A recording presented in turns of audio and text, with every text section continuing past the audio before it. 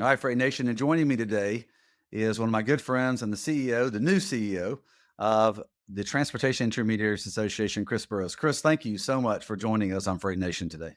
Brent, thank you so much for having me on the program. Really appreciate all the hard work and support Truckstop has given to the industry over the years, and you being a very good personal friend of mine over the past 14 years or so. I've been at the association, so I'm happy to join Yeah, the feeling's mutual. So, Freight Nation, I got to meet Chris like my very first fly in. Well, actually, an annual event, the Capital Ideas event, which is the big annual meeting that they have. And then I got to really become friends with him where we met in DC. And we're going to talk a lot about the federal government in DC and working in associations and the impact there today.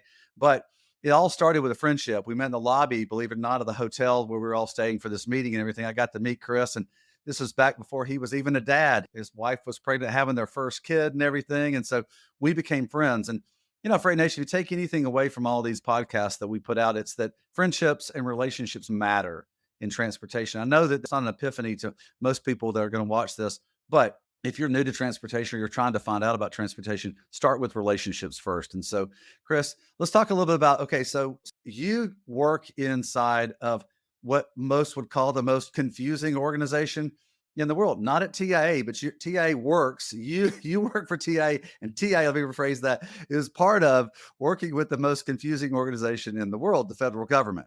And so let's talk a little bit about how you, as a young man, a young starting your career and everything, decided to get into working inside of the federal government and through that part of your career. So talk to a little bit. So let's start. I love to start with the story, the very first part of the story on how things got started for you, because that tells so much about how you ended up where you are.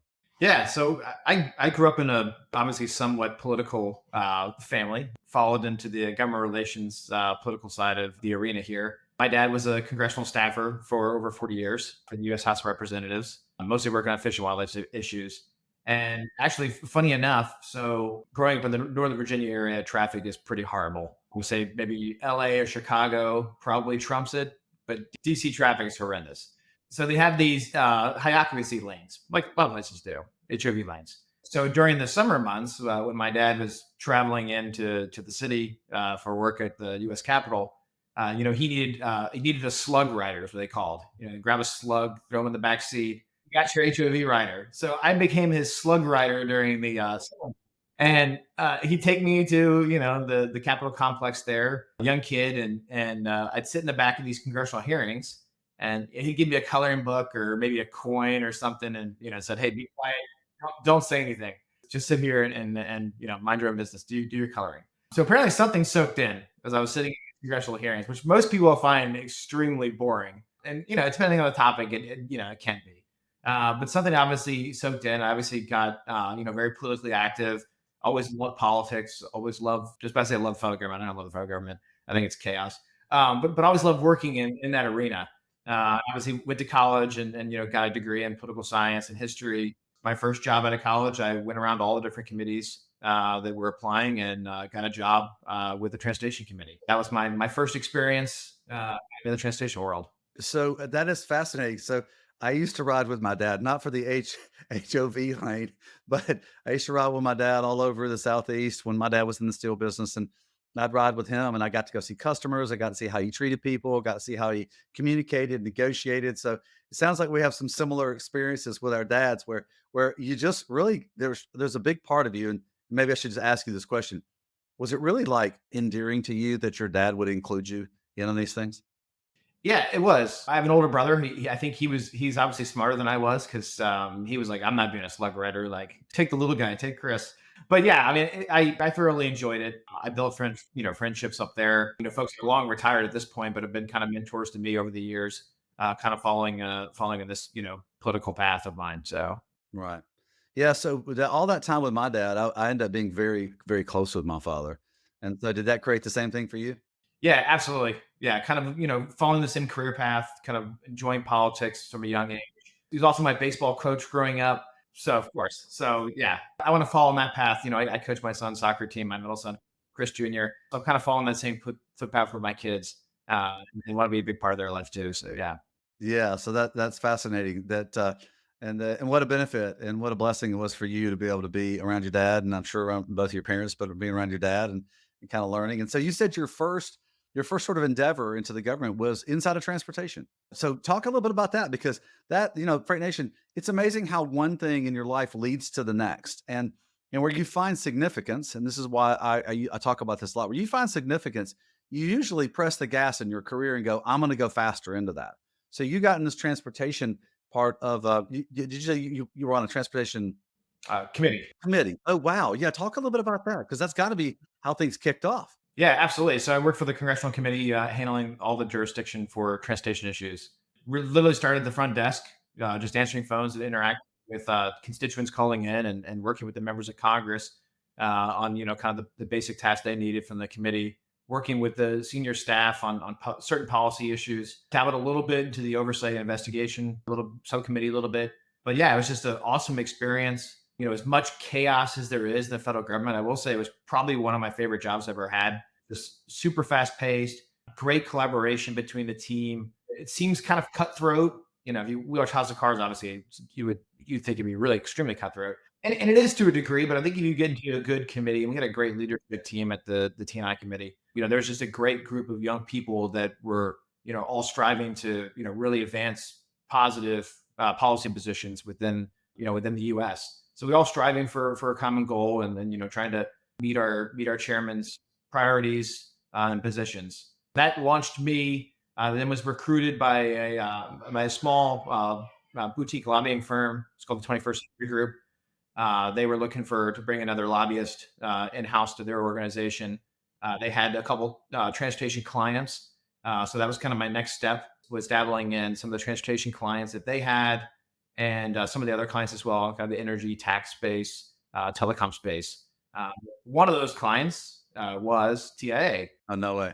So, yep, that's how I got to know the old administration. Bob, our old CEO, Bob Volman, hired me along with Nancy O'Litty, who's my direct supervisor about 14 years ago. So, all right. So, Freight Nation, how about this? I know you've heard this, and a lot of truckers talk about this. Whether it's the CEO or a truck driver, they say they got diesel in their veins, because they grew up in and everything else. Well, Chris has politics and advocacy in his veins because he literally, from a small young boy to his now over 40-year-old self, had it in his veins all along. So, what a great, fascinating thing! Because the thing that I think is so great, and we're going to talk a little bit more about this, is that understanding how our government works, why it's constructed the way it is, and how it works is so important. And once you kind of get in and get in and really understand it, it really is. You really do understand why we have the greatest nation on the earth because the way in which our governance is constructed for our nation. But all right, so let's keep going a little bit before we go into some of the lore of politics. But so, Freight Nation, for clarification, Chris was just promoted or ascended to the CEO of TIA. Prior to that, when I started in 2013, it was Bob Voltman, and then he retired, and then we had Ann Rinke come in for a few years, and now she's moved over to another part of the industry, another part of the transportation marketplace, and now Chris has taken over, and it was really a wonderful. It was sort of like a easy conclusion for the leaders at TIA to say Chris needs to be leading us. It's his time. So, Chris, let's talk a little bit about that part of things. Like you started out at TIA because you stopped with your career right at you got recruited to come to TIA and everything. So let's talk a little bit about TIA was was one of your customers, and then how did you get to TIA? How did you get to the association? Yeah, so TIA was one of our clients at the lobbying firm, and obviously having that experience and what turned out to be passion for the transportation industry, I naturally gravitated towards doing a lot of the transportation issues for our clients. And one of TIA's longtime lobbyists had left, and I think it was at a lunch one time at our townhouse we had. Bob, in passing, was just kind of like, hey, we're looking for somebody. Like, I'm sure you won't leave, but let us know if you're interested. And I said, yeah, let's talk about it. So next thing I knew, I was being recruited over to TIA and joined the organization, like I said, about 14 years ago as a manager of government affairs. And, it's been a pleasure really ever since then. Well, let's talk about well, they were lucky to get you. So let's talk a little bit about what does managing government affairs mean? And because I know the Freight Nation watchers and listeners would love to hear about because most people, Chris, without you and without TAA, because that's kind of where I started into understanding the government, I would know almost nothing, but you guys are so and you especially are so lights out good at understanding how to navigate those waters. Let's just talk a little bit about your starting position there and why it's important that you was sat in that position and what was the influence you were looking to create. And then just, how just some advice to the Freight Nation watchers and listeners on that the navigation of government. Like you said in your intro, Brent, there are tons of associations, Yes, so many. so many. So there are, think of that plus all of the entire corporate America. These are all the voices that are going to Capitol Hill to have their issues heard and have their issues elevated. They're building relationships with members of Congress. They're building relationships with their staff, building relationships with the federal agencies, with the administration, everybody. So, as an organization within, as TIA is in the government affairs role, it's really trying to elevate what our members are doing in the marketplace, their impact on the economy, and advocating and lobbying on behalf of the issues that are important to our organization. Trying to get that piece of paper that's one of many different topics that all these groups have come by talking about, trying to get that piece of paper, the one that the staffer or the member says, hey, this is the issue I want to take up. I want to help address the freight brokerage industry. I want to help increase truck parking for the truckers out there. So it's really being an advocate on behalf of the industry. But back to your point, it's relationship building. It's all about relationship building, and it's no different than what our members are doing with their customers. They're doing with their carriers. They're building relationships. From a sales perspective, they're building a relationship with their customers, with their carriers. We're doing the same thing with members of Congress and their staff. We're building that relationship, so then we can go to them, and so they understand the industry and the impact of the industry. The term lobbying, I forget when it dates back to, but it started, I believe, under the Grant administration. I believe it was the Willard Hotel where President Grant would like to go at night with some of his cabinet members and sit there and have a cigar and a brandy and just kind of relax a little bit. And a lot of the citizens would come to the lobby of the Willard Hotel where he was hanging out to chill a little bit and bring their concerns. Hey, we've got this concern, we've got that concern, and that's where the term lobbying actually originated. Was from the Willard Hotel in Washington D.C. In the lobby when Grant was sitting there trying to enjoy himself, and I'm sure he appreciated the feedback he was getting from the folks and his constituents. But yeah, I mean, it's that it's really just having your voice heard, making sure your priorities are priorities for them as well.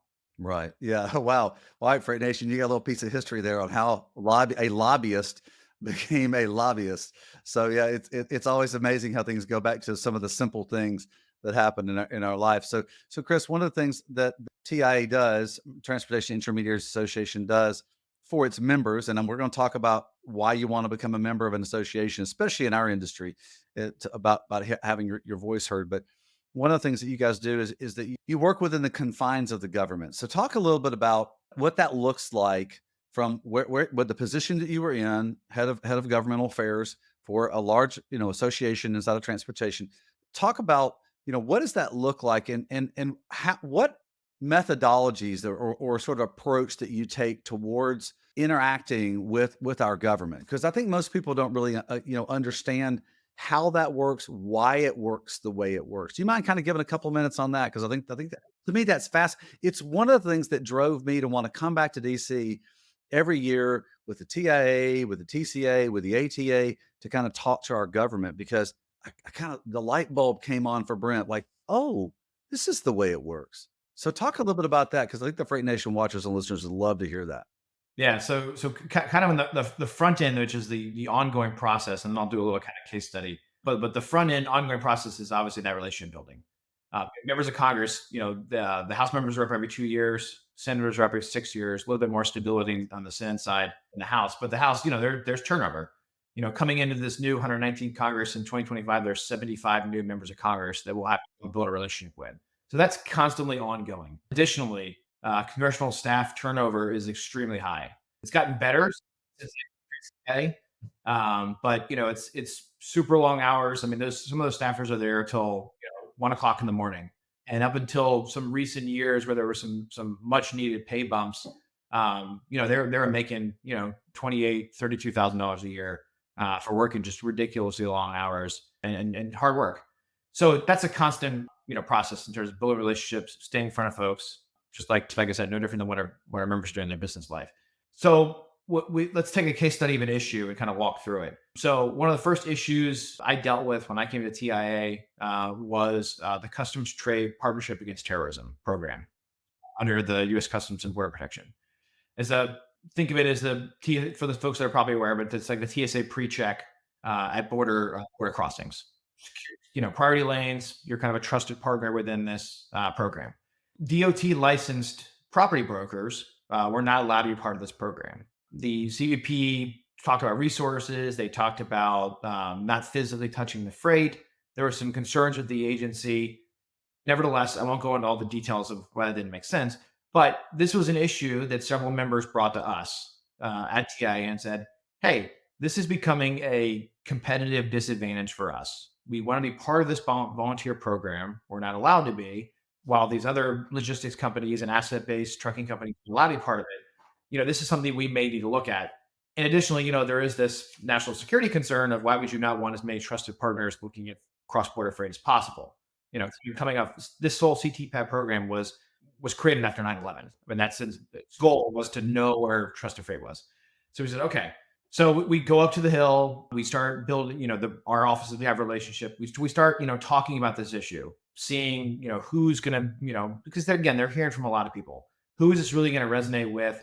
Looking at core membership districts. Obviously, an issue like CTPAD cross border. We want to look at the northern border. We're going to look at some of those folks down the southern border at border crossings, identifying potential champions for this, educating them on the issue, and then finding a path forward to move something like that. And obviously, grassroots advocacy within our membership is a huge part of that. Getting members to come into DC, getting members to that wasn't such a huge thing when I started at TIA Zoom calls. But the last few years, getting people on Zoom calls to talk to members of Congress and their staff about, hey, this is important, and here's why. Because our voice is impactful. We're the ones that are building relationships, but our members' voice, to your point about the fly-in, is so much more impactful. I mean, you guys are the businesses in the particular congressional districts. You're the voters. Your voice means so much more to them because, quite frankly, you're their boss. Everyone talks about term limits. There are, the term limits are there. And if there should be term limits, I'm going to go into that. But, in terms of the House, there are term limits every 2 years. And the Senate, there's term limits every 6 years called election. So they want to hear from constituents and they want their constituents to come in and bring them issues. And not everything that, is going to resonate with every office. There's 535 members of Congress, including the House and the Senate. So, it's identifying those relationships and then finding and identifying a vehicle to move something like that, move a piece of legislation to ultimately get it to the president's desk can be tricky, especially in the last, I would say, 5 to 10 years. It's become a lot of chaos there. A lot of people talk about both sides of the political spectrum, like to talk about, regular order and we're not following regular order. There is no regular order at this. There's no regular order. There's no regular order. The whole schoolhouse rocks. How does a bill become a law? Like there are still steps in that process that they just skip. And I'm not saying that's right because it's not, but it's just, there's some certain constraints and small, majorities, especially on the House side, last Congress and moving into this Congress as well, that, just create headaches for people. It's not a great way to govern, but it's the way that they are governing. So we have to work within those parameters and make sure that we're continuing to be the best voice that we can be. So you mentioned previous, what I didn't answer was like, what advice would you give to, it's get involved, reach out to your member of Congress, call our office and just have a conversation about the issues that are important to you. Every time a constituent calls an office, they take down the name, they take down the zip code. And there's the person that answers the phone, the staff assistant, they document everything. And they give that to the legislative staff, and the legislative staff gives it to the member, and it kind of goes up the chain. But they are tracking every call that's coming in and taking everything seriously. All right, that is one of the things. So, first off, Freight Nation, I hope that you see this, and if you're a broker, I hope that you're encouraged by the new CEO here for the TIA because man, does he know his stuff, and that's important, super important when it comes to our industry and understanding the nuances of our industry and how it needs to be heard by our federal government as far as the different regulations and laws and the impact that we have and things. So I hope you heard that. And if you're a carrier watching this, and I hope a lot of carriers watch this, understanding the heart behind any association and behind the people that lead those associations is really important to understand that the broker association out here that leads that is the representative for the brokerage part of the transportation industry has a great heart towards our industry and has a great heart to helping our industry. And that's just super important. So if you're a broker, take heart. You got an expert leading the TIA. And if you're a carrier, just know that the brokers, for the most part, and I realize that there's always people in any industry that aren't operating the way they need to operate. But for the most part, brokers are out there to help transportation be successful. And so super important to take that away. So great example, Chris. Thank you so much. All right. So let's talk a little bit about so you went from governmental affairs, you've been in governmental affairs, you moved up to a VP. Was it senior VP as well? I think there was there an SVP or did y'all do that there at TA? We don't currently do that. Yeah, just All these titles are interesting. Boy, do I have an interesting title, of course. But so let's talk about leadership real quick, and then I want you to talk about what TIA does and helps their membership do. Because one of the great sayings is that you become part of an association because it puts you at the table, puts you at the table to have the conversation with the leaders in an industry, whether they be inside the industry or they be inside the federal government. So that's what an association does. But let's talk a little bit about. All right, so it's a big step to go from being part of the leadership to being the de facto top of the leadership of any company and any association. Talk a little bit about, you know, what you were thinking, kind of maybe before you said yes, and now that you've been in your job for only a few, maybe a month now, what's been going through your mind as you start thinking about being the the final decision in any process. Yeah, I mean, just to be candid, Brent, I'm truly honored we have been selected for this position. This is something that 14 years ago, was kind of a long term goal Oh, what? Okay, that's good. to eventually, maybe potentially take over TIA from a president CEO perspective, and have had some great leaders and great mentors within TIA over the years. Certainly, with the last 4 years with Ann as our president and CEO, she's been a great asset, a great friend to me, kind of helping me through this process. And really kind of building me for success over the last 4 years. So, I really appreciate her leadership style, one that I want to continue to, put across the organization. We're a small organization. We're not huge. We have about, with contracts of about 20 employees. So we're not a big association, but I want to be, like any organization or any business, we want to have, lines of communication, great collaboration, great teamwork. And I think, we do, and we're all striving towards the same goal. And that goal is to, build success for our members and be a voice for our members on Capitol Hill. Those are our two big goals. And kind of as I've transitioned to these in this new role, really my two priorities have been, really enhancing our advocacy efforts, taking what we've done, the great work we've done over the past 10, 15 years, and just really elevating it beyond that. Continue to be out there to be a voice, to be an advocate, and grow our profile on Capitol Hill, and with the administration and with the federal agencies. And two is really ramp up our member engagement. Providing value for our members. And the core principles that we're currently doing, but really and enhancing and expanding upon those as well. One thing is, the last couple of years we've launched some of these regional meetings we're doing. We're gonna look in 2025 to double that. Uh, the amount of meetings we're gonna be doing across the country, hitting those, regional focus within our membership.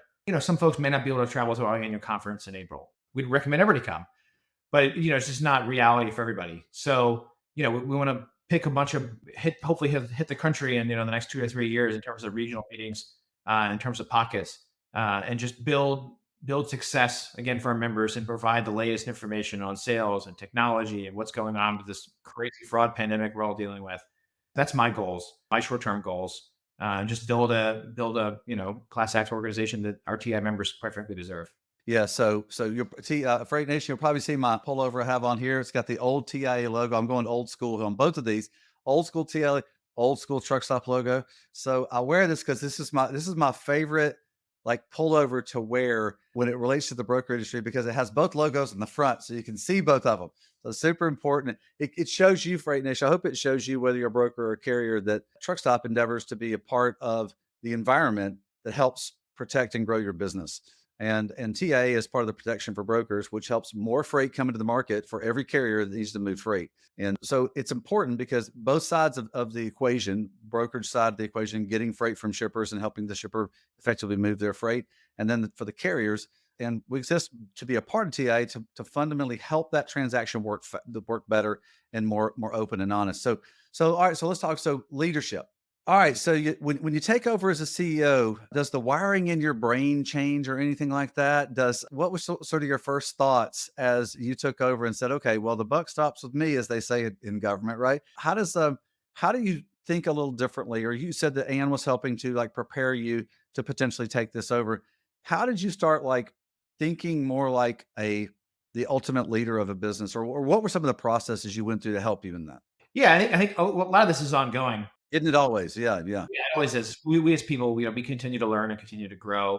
But I think, kind of shifting the focus from, being changing of role between, the vice president of government affairs to CEO is, just thinking, and again, I want to give Anne credit for this because, she was very inclusive of everything that was going on in her organization. She built, her leadership team, of which I was part of, with along with the rest of the VPs, had a lot of say and there was a lot of transparency, which is a good thing.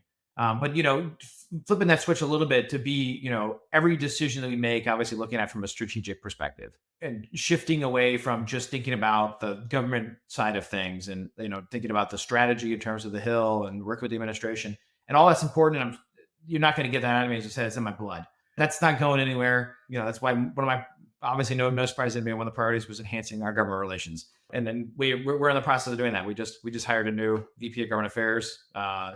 He's awesome. He's going to do a great job.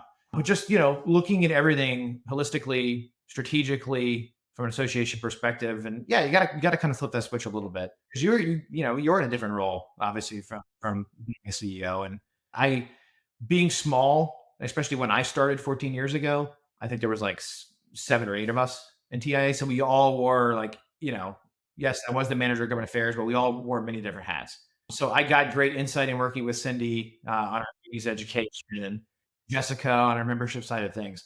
So I had there's been a learning curve and kind of getting into the weeds and there are issues a little bit from a strategic perspective. I had that great experience over those years because we were small, because we had to do so much to help each other. And I just one of my first things when I started at TIA was again building relationships. I really went out and built relationships with members of the association. I traveled as much as I could to go out to see members, go to conferences, learn as much as I could about the industry, about the issues that are important to everybody. And it wasn't always just a government relations function because some of these conferences you go to, they don't do government relations, but just learning about the industry and the issues that are affecting everybody was important to me.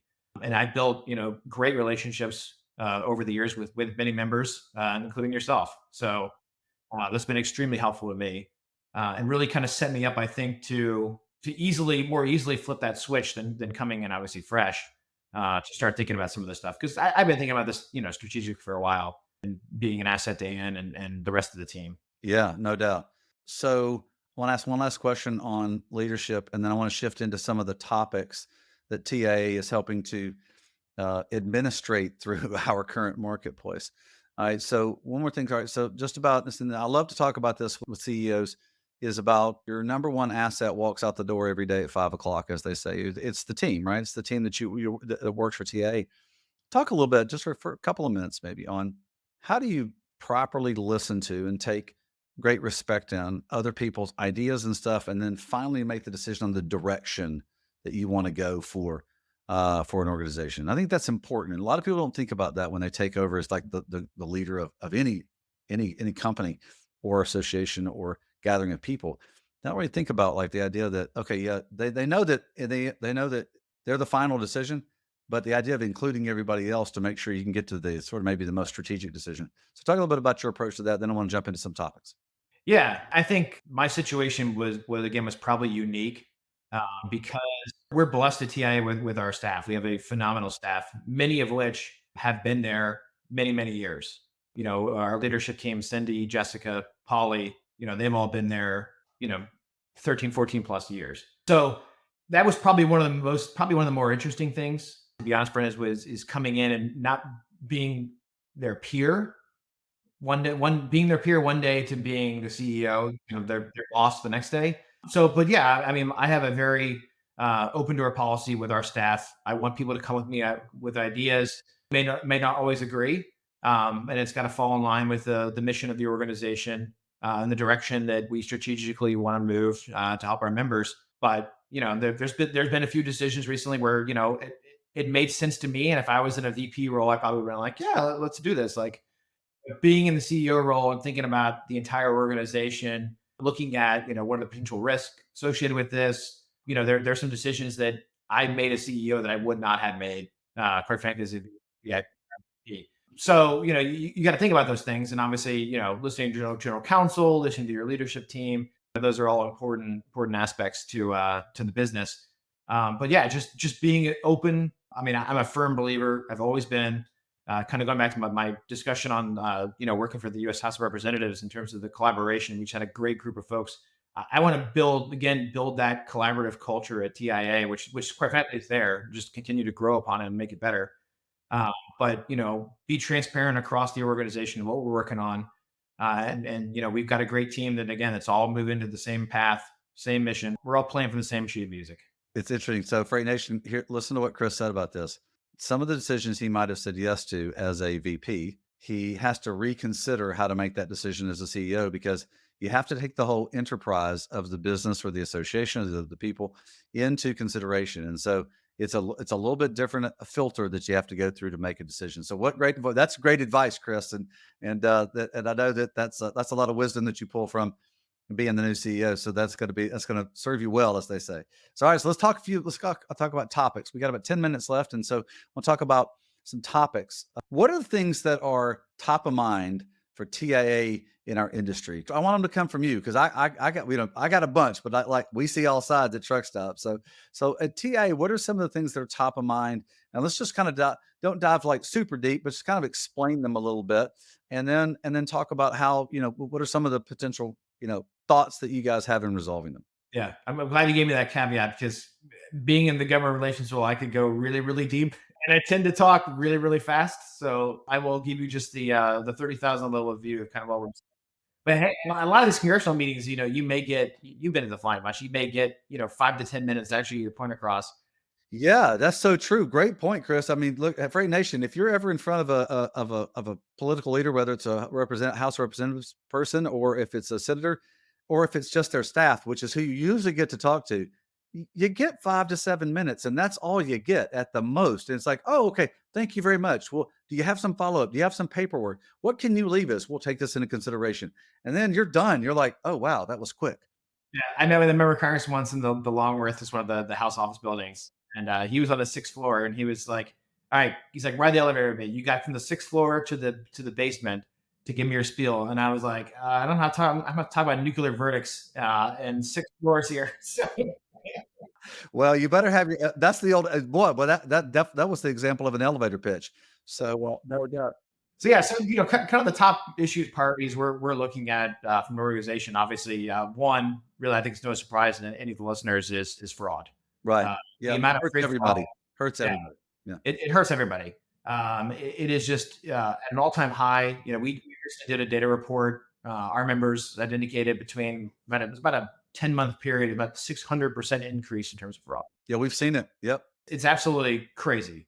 We hear from members every day about this, and these criminal enterprises, organizations, they're well organized. I mean, this is not just some random person who's doing this. These are well organized criminal enterprises. And attacking through cyber as well. This isn't the old stick up at the truck stop. This is a cyber attack on people's businesses. Yeah, absolutely. And I was at the U.S. Chamber of Commerce. They had a morning roundtable discussion on this issue of fraud and how it's impacting the road, the rail, and retail industry. So it's a massive problem. One we're focused on. There's some legislation that we've been pushing for. A couple pieces of legislation we're pushing for. We'll continue to push for. Again, won't dig into two of the details of that, but it's a massive issue. I think the latest incident, I'll wrap on this issue that really highlighted it. It's highlighted a lot with the press too. Is the tequila heist, as they're calling it? Oh yeah, Sammy Hagar. Yeah.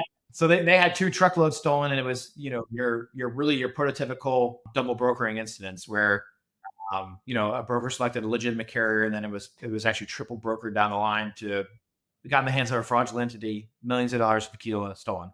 They got one load back, which was good. They didn't get one load back. Yeah. So yeah, fraud is obviously top of mind. Really trying to, from a legal perspective, we just relaunched our legal committee recently. Looking at these negligent selection lawsuits that are going on and these massive nuclear verdicts, which are really kind of crippling the industry in terms of an insurance perspective, a liability perspective. We've got to find some sort of solution, whether that be legislative, through the regulatory process. We're getting some very favorable court decisions. Ultimately, until the Supreme Court decides, it's going to still be split. But we're getting some favorable court decisions throughout the country.